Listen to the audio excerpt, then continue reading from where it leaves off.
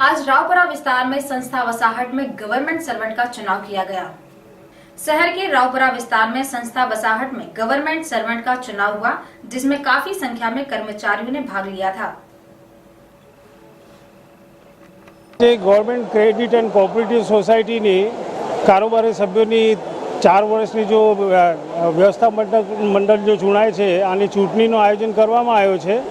कुल 9000 मतदार છે અને 15 સભ્યોનો આ કારોબારી મંડળી હોય છે ના 30 ઉમેદવાર ચૂંટણી લડે છે। આમાં ના 2 પેનલ છે।